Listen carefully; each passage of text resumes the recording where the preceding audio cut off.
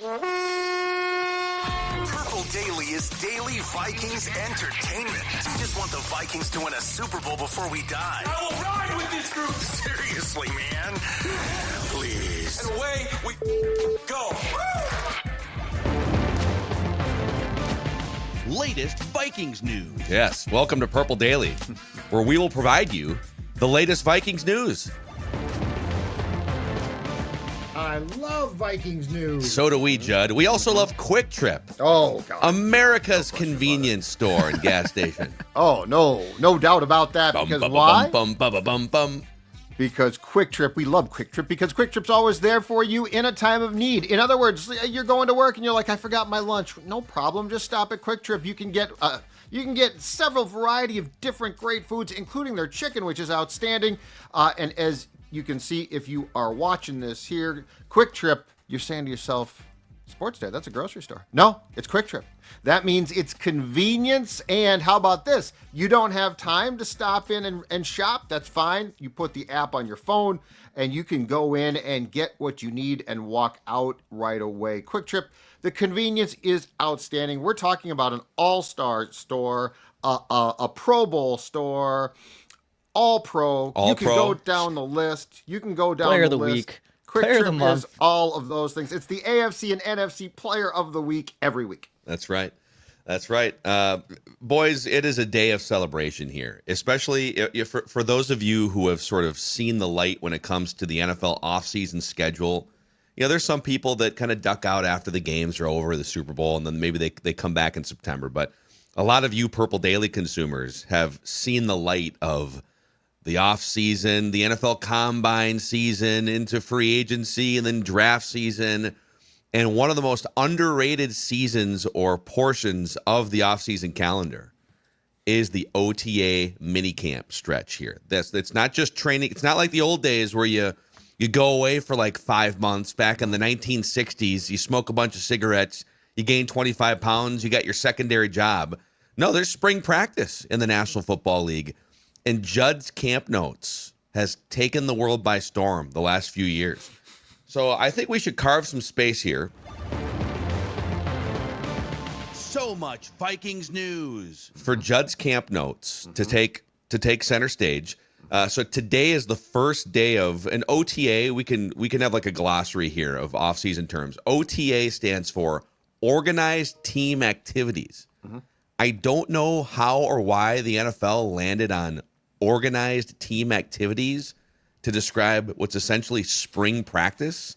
Maybe Judd's Camp Notes has some insight, but you're going to be out there tomorrow. Day 2 is open to the media. Day 1 is closed to the media. Right.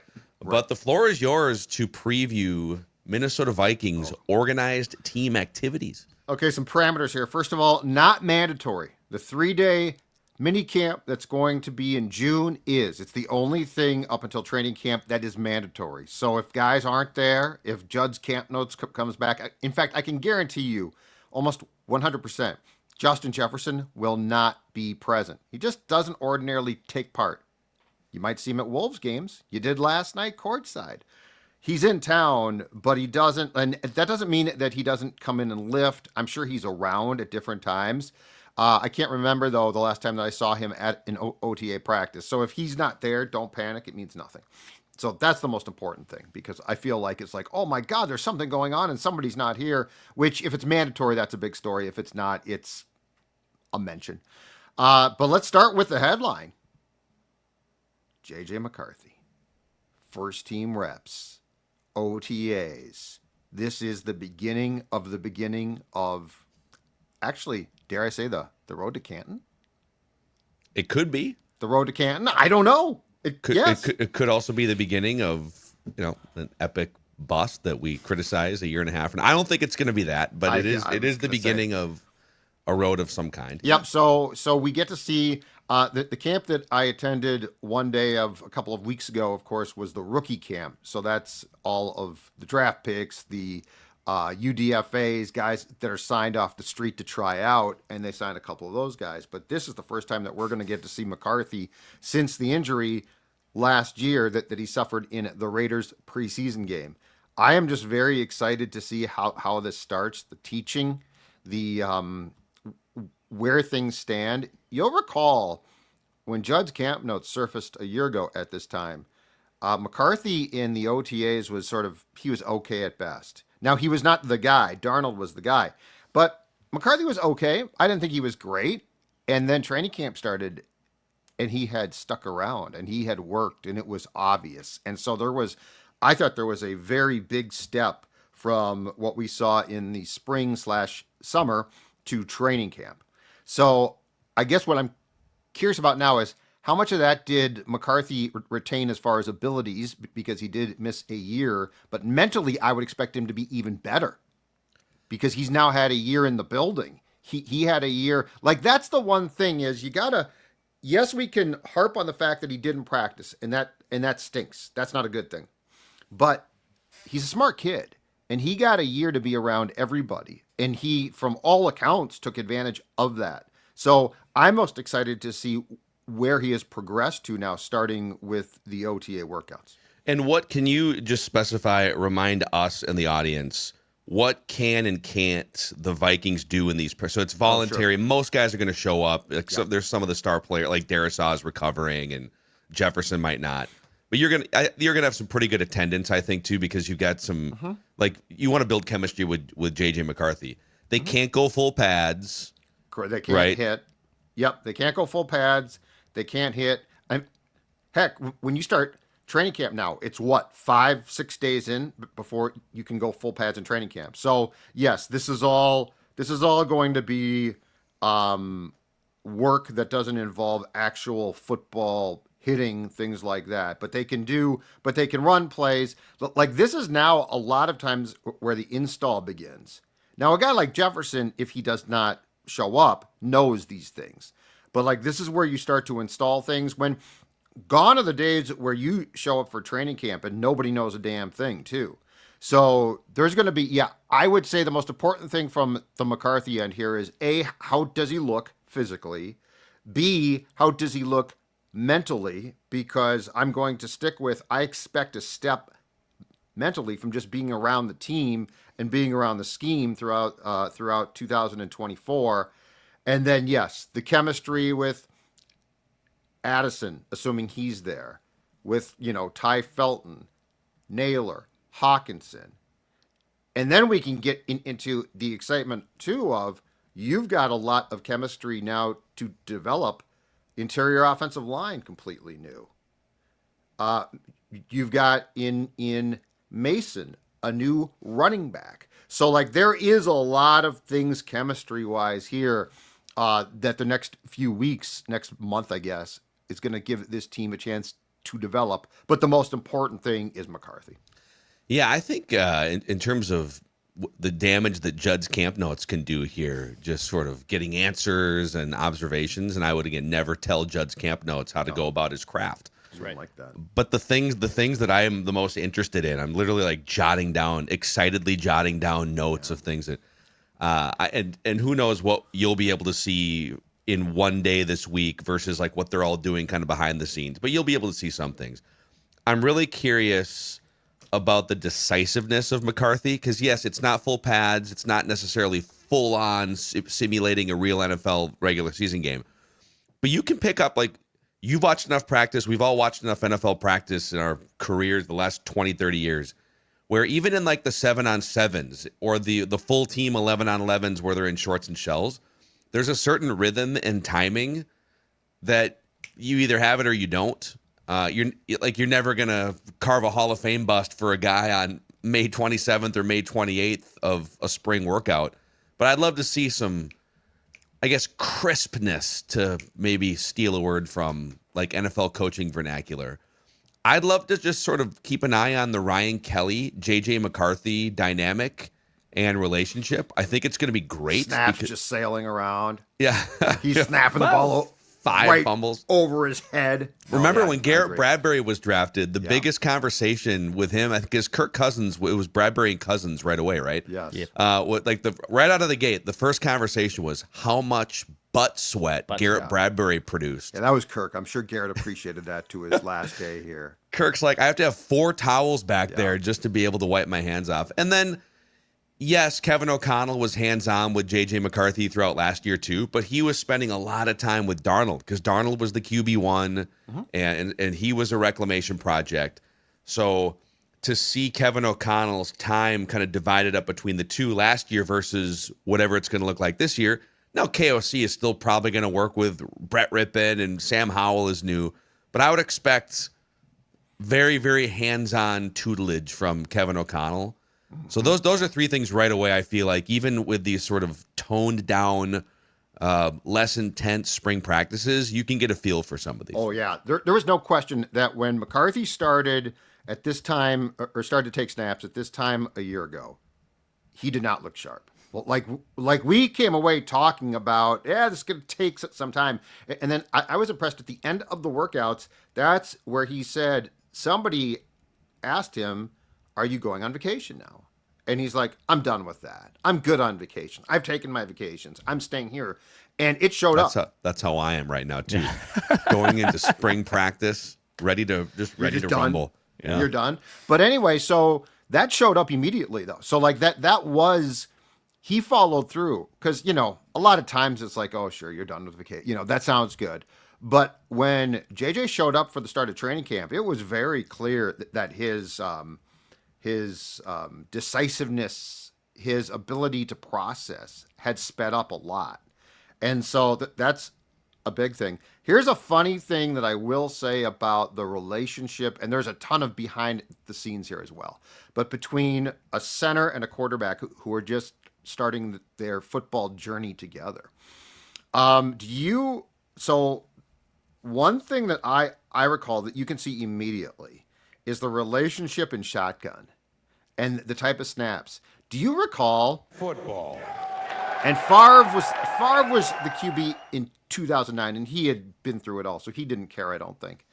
But do you recall John Sullivan had a tendency to have like what I would call a lazy shotgun snap?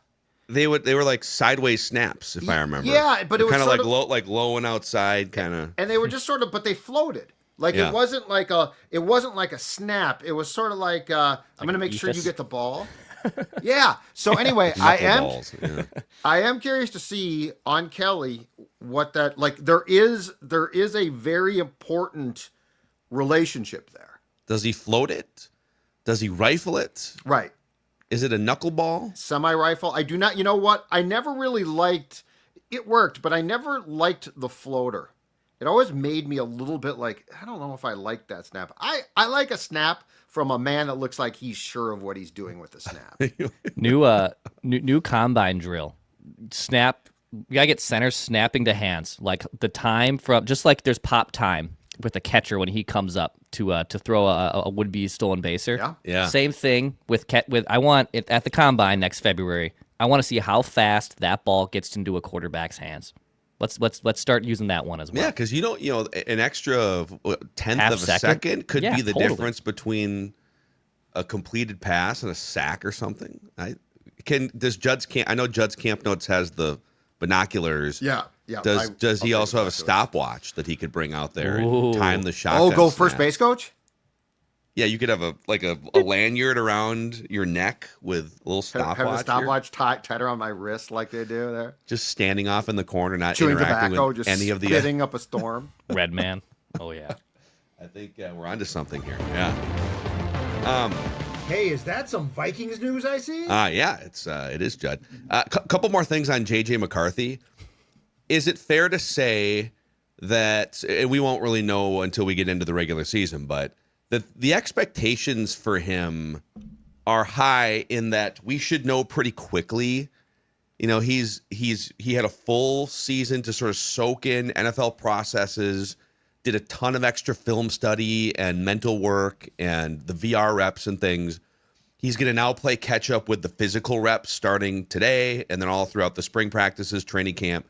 So by the time week 1 hits, he's not going to be your traditional rookie where he's just swimming in everything. Like he'll have a full year to have kind of processed, or a year and a half. The Vikings roster is loaded. The offensive line is revamped. This offensive system is great for quarterbacks. One of the best wide receiver tandems in the league, and a defense that doesn't require the offense to score 30 points. Like the bar is not high for what the offense has to do to win a football game compared to like the Bengals, for instance, who have this crazy leaky defense. So I think it's fair to say, without putting like a number on all the like the passing yards and touchdowns, just in general, we should know fairly quickly by about week 10 or week 11, is JJ McCarthy that guy or not? Is that an unfair expectation to put on his first season as a starter with this infrastructure? I don't think it's unfair, but I think we should contextualize it a little bit there, because here's what I would want for this year. I want him to do as good a job as possible because of the strengths that this team should have of managing the game, which again it's a dirty term and it shouldn't be. It's like that's not a bad starting point. If you can manage a game, it means you're not screwing up. It means you're not fumbling. It means you're not throwing picks. So if he can do that in 2025, do I think that that's him maxing his talent out? Absolutely not. Do I think it's a good starting point? Yes. So that's where I think what this team has built from a roster construction standpoint is so huge, because it's not asking too much. Will there come a day on McCarthy where they probably ask a lot more? I would hope so, but it doesn't need to be now. So I guess what I'm looking for, to your question, Phil, is the steps. The steps in the process of a progression that you would hate to say, okay, this is, this season, your first year starting is on you, right? Go to it. I think what we need to see is a guy that can play a smart game, a guy that can distribute the football, a guy that can actually also benefit from what should be the best run game that Kevin O'Connell's team has had. And like you said as well, have a defense that is very good.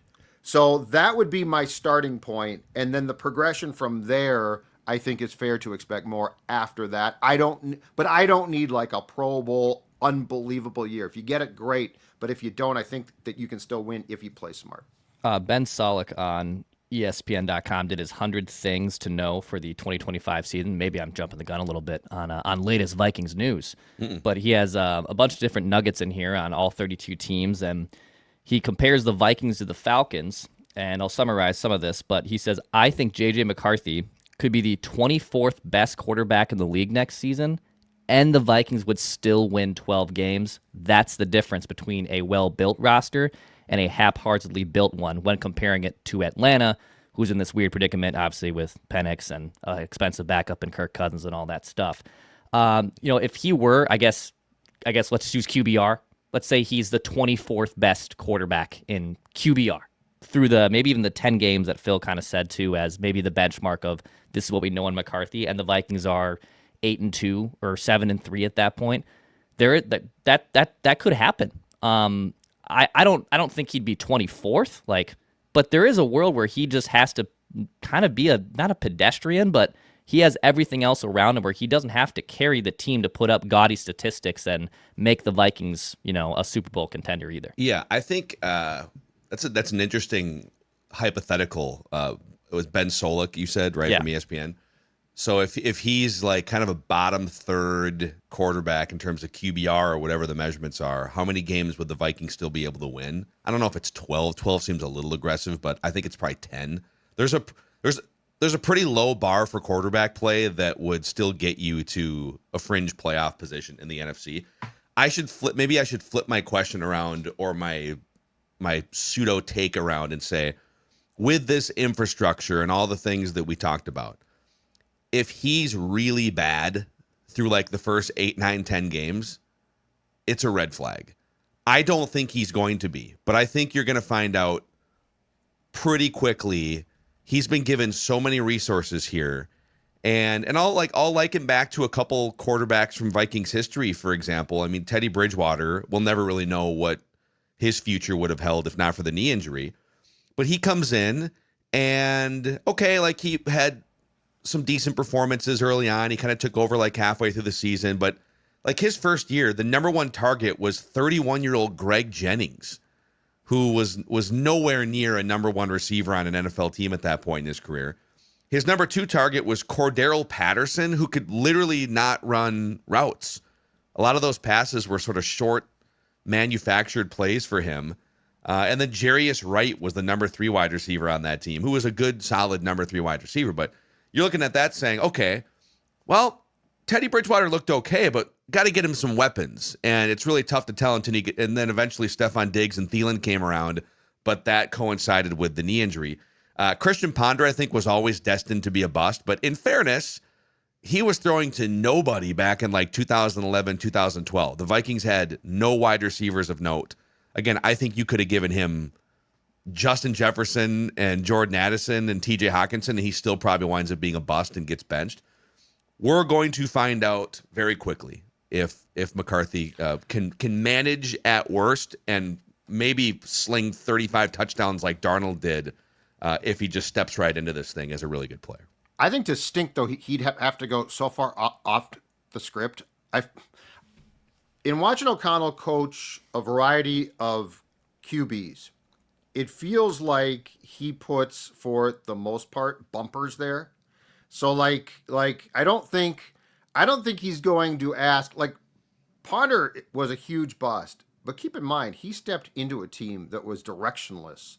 Like Les Frazier's a great guy, but if I'm not mistaken, Bill Musgrave was his OC. And Billy Musk, I don't know. But when you look at what the infrastructure is here, right? And this is a team that saw Darnold go full Sammy boy, starting with the Jets game in London and then the Jacksonville game. I mean, the Jacksonville game is one of the worst Vikings. That to me is one of the worst quarterback performances I've ever seen in a Vikings win. But nonetheless, they got him back on track. So I do think that there is some built-in bumpers here as well, that if he starts to struggle, I don't know that they're going to continue to like load up his plate for that game. I'm very curious, like this is, because this should be hopefully a really successful long-term relationship. But I'm very curious to see when things don't go well, what they do, because I don't think that they are going to leave McCarthy out there to just struggle. I don't think that they're going to lift him, but I do think that they're going to come up with ways and guidelines, which again is part of why the run game is improved. Yeah. Like you've got outs now that don't say, okay, it's not JJ's day, what's next? So I think that there are some things built in here to help that out a little bit. It's going to be tough I really want to know more about the run game. It's going to be tough, I feel like, to tell in the spring practices what the run game looks like. Well, yeah. Once you get to the full team padded practices, you'll see a little bit more, and then the joint practices, but it's kind of tough to simulate. No, they could start changing their scheme up a little bit, and they could be a little more versatile. And it's possible that KOC overhaul some things schematically, and you might be able to see some of that in the spring practices. But that is one element. Like you'll be able to find out more about the passing game on offense with McCarthy than the running game here in like the May, June portions of the proceedings. Ty Felton intrigues me too. Ty Felton, I'm curious. I want to see how much work he gets first team. I'm guessing it's not much, but you can sort of tell. Like with a receiver, it's not hard. There's things that you can tell immediately as far as, is this player potentially dynamic, really solid? So Ty Felton, because if Jefferson's not there and Jordan Addison is, it's going to go Addison, Naylor, and then my guess is Felton. And they might wind in some guys that they also signed. But that's going to be one to me that's going to be super intriguing, because I think Ty Felton brings an upside. And if nothing else, he's there to be a replacement potentially for Naylor, who's going to be a free agent after the season. Yeah. And you can tell pretty quick on receivers what the skill is. Yeah, I think what they're doing here makes a lot of sense, because even if Naylor let's say Naylor has a really good season as number 3, you're not paying him. Oh, he's gone. And we'll see if they wind up paying Addison. On latest Vikings news on Jefferson. So he sat down with NFL Network last week, because the whole league was in Minnesota, and so they're doing interviews with Vikings players. And he spoke about his bond with JJ McCarthy. Those guys were sitting courtside at a Wolves playoff game a week and a half ago. Yeah. They've been bonding off the field. So he said, quote, "He's been my locker mate ever since he got here. So I've been chopping it up with him and being with him outside of football, taking him to the Wolves game and inviting him to my house to try and build that connection and build that team chemistry, because, of course, he's going to be my quarterback. In order to have that connection, to have that personal one-on-one connection, we have to know each other besides football.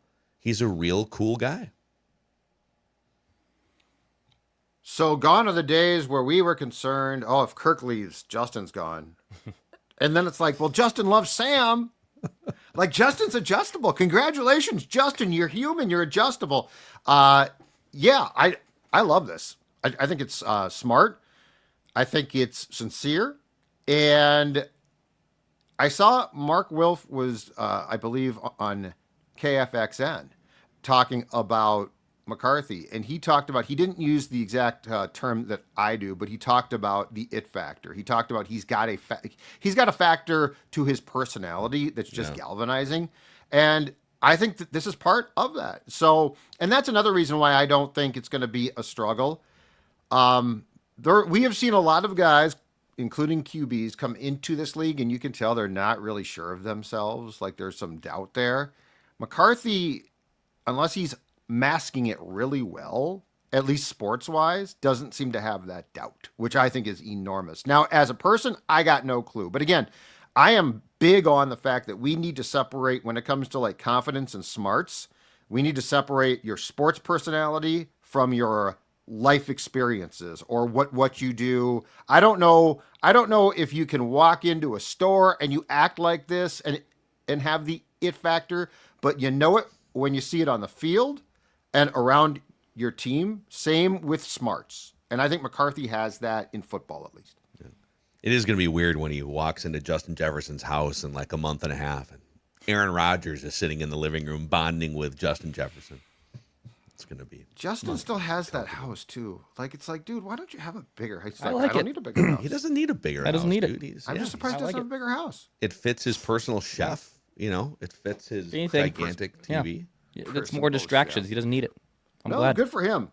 You're right. Good for him. On the Rodgers front, real quick. Anybody got any Vikings news? It won't die. No, of course not. It won't die. ESPN's Jeremy Fowler went on the Dan Patrick Show over the weekend, or like late last week, whenever it was.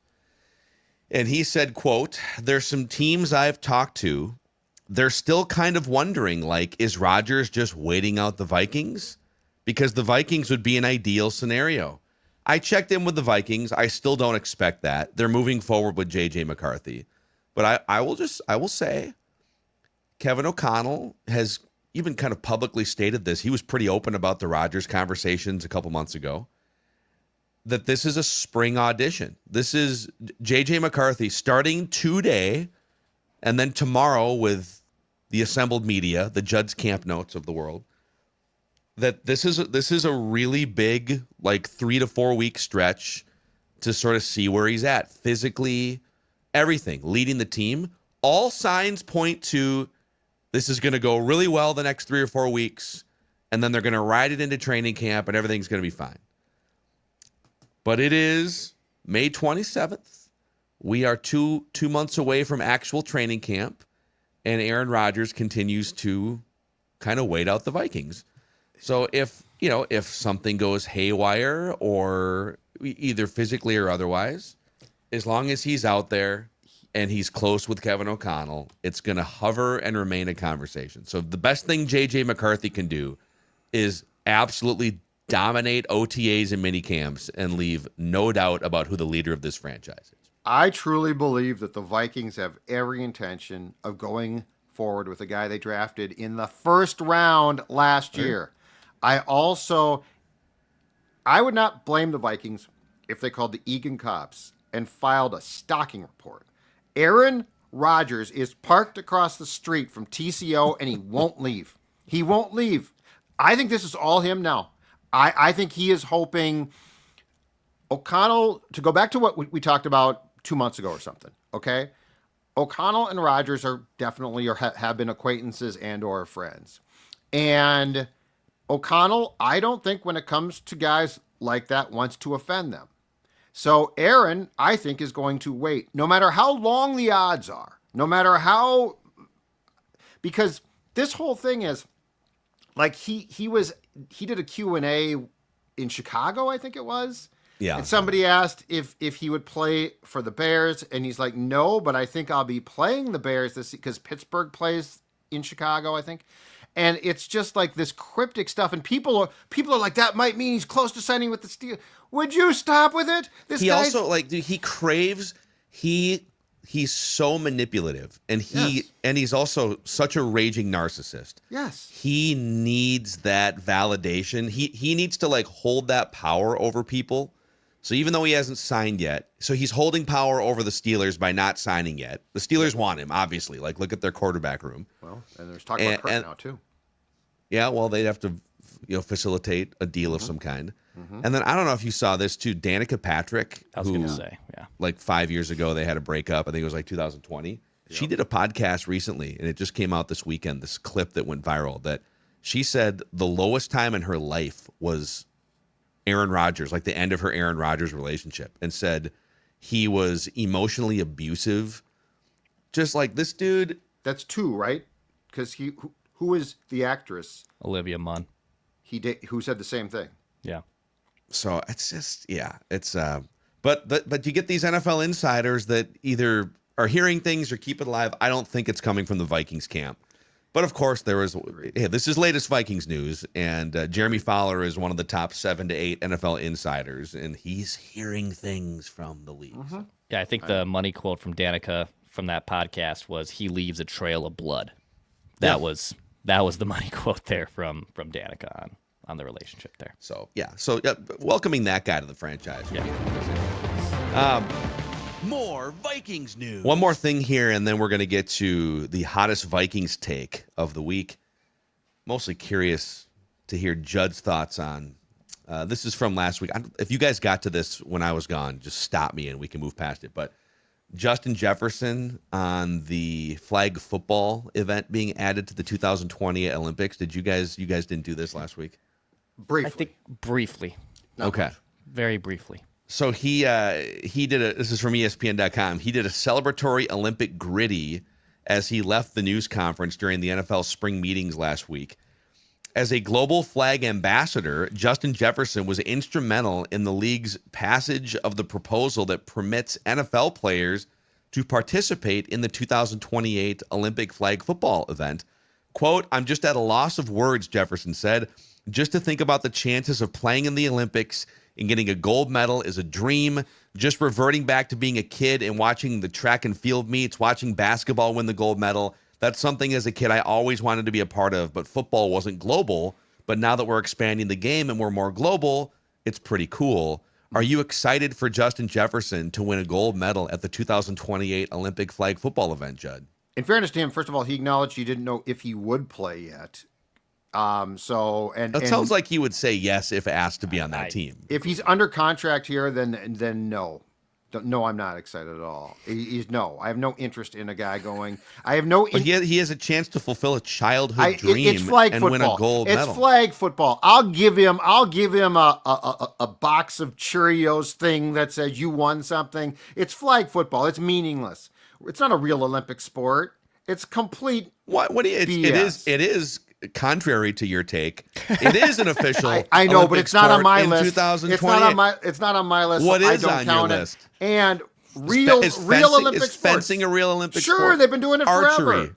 Sure, you know what's not? Baseball. Every once in a while, they're like, let's have baseball be an Olympic sport. Let's award gold. No, if it's every year, that's fine. But flag football, come on. Flag football is nothing but a way for a guy like Jefferson to get hurt. The other thing, too, and I saw a professional. I saw a flag football guy, a quarterback, quoted and said, "Get off our lawn, man. This is what we do." And you know what? He's exactly right. Put some respect on Darrell Doucette's name, Okay, by the Darrell way. He's Doucette, the I current apologize. quarterback of the U.S. Olympic the U.S. flag football Well, team. you know what?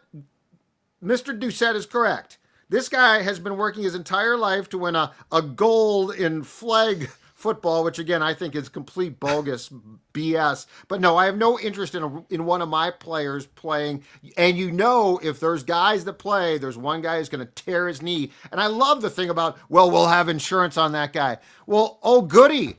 Justin Jefferson's ACL is destroyed, but the Vikings had Bang. insurance on him. That's going to help the Vikings fans. The upset of the week here for me is you defending the honor of Darrell Doucette, or Daryl, however you pronounce his name, Doucette. Mr. Doucette deserves that. So he said, he went on. By the way, this is the same guy that said sometime like a year ago or last year that he's a better flag football player than Patrick Mahomes would be. He's 5'7", 140 pounds, did not play college football, certainly did not play in the NFL. But, he played intramural flag football at Xavier or whatever. Sure. So he said, I think it's disrespectful that NFL players just automatically assume that they're able to just join the Olympic team because of the person that they are. They didn't help grow this game to get to the Olympics. No, you're right, Darrell Doucette. Darrell Doucette, did more to grow the popularity of football than Justin Jefferson and Patrick Mahomes. You know what? If you want to have this iteration of football, did flag football exist 100 years ago, or is it an iteration of tackle football that allows 5'7", 140-pound aspiring athletes to play it on the side? I'm with Doucette here. I'm totally with him. This is ridiculous. I hate the idea of good pro play. Not, like if it's some slappy guy who's on the practice squad, let him go to the Olympics. I don't care if he tears his ACL. But I do not want star players playing in, again, something that is a contrived thing where it's going to end in some type of disaster. Boy, you're awfully excited for the World Junior Hockey Tournament coming to town here in a few months. That feels like a pretty unnecessary event to put it's a legitimate thing. Players. It's a legitimate tournament. How is it a legitimate tournament? Because the Olympic events are not a legitimate. Because they're not under contract yet to pro teams. Their value is growing. Wow. What good does it do if I see some guy playing in a flag football game who plays for the Vikings? Does me no good. Aren't some of those guys, NHL teams own some of those guys' rights? They're drafted but not signed. Okay, so they're like super high end. They're like some of the best young players in the world under contractual rights with NHL teams. Okay, let's do the comparison then. It would be like taking those kids and having them play street hockey. Flag football is an unnecessary. Sounds like a blast. Sounds really okay. I love street well, hockey. you guys can take that up after the show. It's flag football. Sounds great. You do not want your star players playing flag football in the Olympics. The Pro Bowl thing, I think they probably don't go hard. You know what's going to happen. Some guy, and if you look at it, ACLs are often not contact. They're non-contact. Some yutz is going to rupture his whole knee planting in the ground on some flag football field, which is not going to be up to code. Terrible idea. Justin, you know what? Go light the torch. You know what? I grew the game of boot hockey because I finished runner-up as the starting goaltender in 12th grade at St. Paul Central. That's the comparison. Yeah, I was the runner-up. I was great in goal for that run. Went on a great run. Kaprizov never played boot hockey. No one saw Declan Goff pulling a John Shigare with his big pads, just making every save on the boot hockey ice at Groveland Rec Center in St. Paul. Put some respect on his name. Yeah, I was John great Sebastian Shigare in boot hockey. I was fantastic. Better than any player out there. So much Vikings news. Oh man, Northern Soda Company is here to help hydrate you guys for the summer months. Dex, tell them. That's right. Minnesota-made 1950s style craft soda. Most of these recipes are from the 50s, so Northern Soda is the way it should be. Also, they have a tap room locally here in the Twin Cities. It's in New Brighton. You can go and get the Sunday Purple Soda, and when you mention Purple Daily, that's 10% off all Score North listeners. You can go check out that tap room again in New Brighton. Plus, you can find them in locations like Kowalski's, Lunds and Byerly's, most Targets, Hy-Vee's, Cub Foods as well. So go pick up and try some Northern Soda. Dennis Kirk also is here for riding season. Beautiful weather ahead here the next, hopefully, 3 months in the Twin Cities and outstate Minnesota. So if you ride motorcycles, ATVs, UTVs, dirt bikes, Dennis Kirk is your home for over 185,000 parts, apparel, and accessories for those things. All the top brands. They offer same-day shipping on orders placed by 6 p.m. Central Time and free shipping on orders over $89.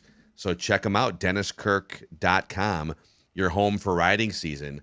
The hottest Vikings take this week, which is always presented by Standard Heating and Air Conditioning, comes from Pro Football Focus, actually, Dex. But It's air conditioning season. It is. The Vinster's already shaken off some of the heat. The Vinster's shaking off some of that heat. He said, you know what? I'm going back upstairs. It's a little warmer up there. But also, you can HVAC your way with standard heating and air conditioning. You know, if you need to figure out what's going on, but also that means you got to get on the phone, you got to talk to a human. You don't have to do that standard heating. You can text, you can email them, you can web chat with them, and then they can dispatch someone to your house to make sure that stuff is working appropriately. And there's no need to try to DIY this stuff. Let the experts handle it at standard heating. And plus, I think 90s are in the forecast next week, so little cooler right now in the Twin Cities. Let's make sure that air conditioner is working appropriately now. So go contact Standard Heating to make sure everything is working nicely. So, okay. Here's the hottest Vikings take for this week, and it comes from Pro Football Focus. They just put an article out ranking all 32 projected NFL starters for the 2025 season, starting quarterbacks. And they have them in different tiers, too.